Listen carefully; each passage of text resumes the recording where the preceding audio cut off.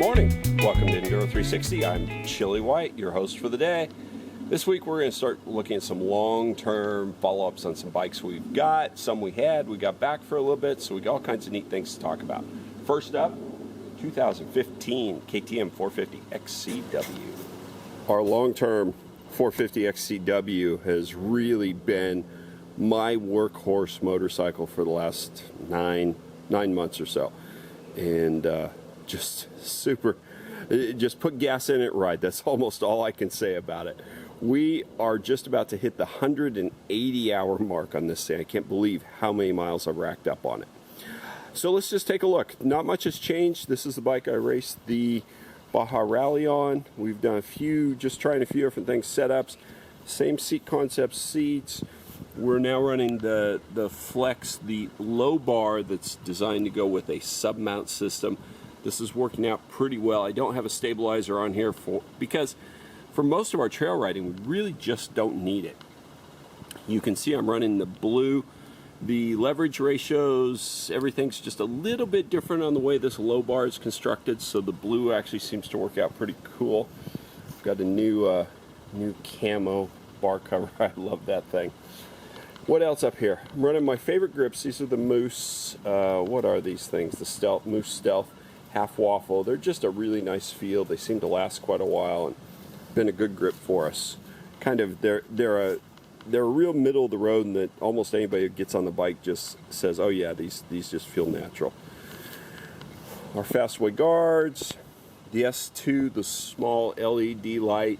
You know, these things are proving just to be super durable. It's really lightweight. Just put on the bike and really never think about or pay any attention to it.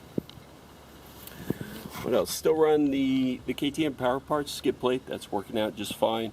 Would be nice if it had a little higher coverage, but as you can see, it's actually protecting our bike pretty well. Have some new foot pegs down there we're testing. I'm not sure if I can actually talk about those yet. Getting ready to go out and test the new Washougal 2. I haven't used that yet, but we'll see how that goes. We've got some great weather conditions with the recent rains, so I'm really anxious to see how that Washougal feels. Getting ready for a Baja trip here, so that's why I've got the bags on. They pretty much never come off the bike, the giant loop bags. I have changed around my mounting just a little bit. When I'm setting up the giant loop bags, what I do is I just take and tuck them right under the seat right there on this side, and that pretty much creates the position for them. And then what I've decided to keep them from migrating forward is I run a bolt right through the bottom there and to the underside of the fender. It takes almost no tension. Just drill that, put a little bolt through there, and that holds those perfectly in place. Of course, this side we loop to the frame. On this bike, the loop on this side actually, it works out really well too. Now on my RFS bikes, when I do that, it puts it a little close to the exhaust, so I've actually zip tied a D-ring in place on the RFS bike right about here to run that loop through. And that's been working out really well to keep from burning on the exhaust.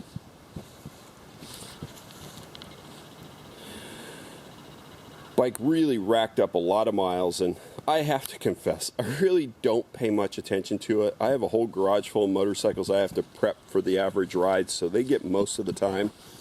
Often I come around to looking at this bike that I'm going to ride and say, well, you know what, that oil and that air filter, I didn't use it very hard last week. It'll probably be good for another week. I just ride it, just put gas in it and go.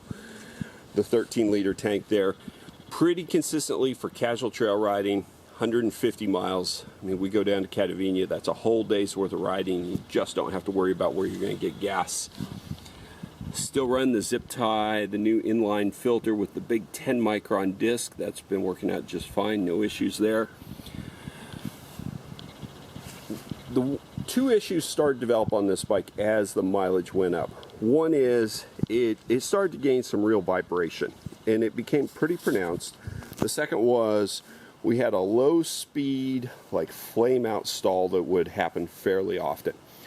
At 140 hours, I took the bike into KTM. They did a complete service for me.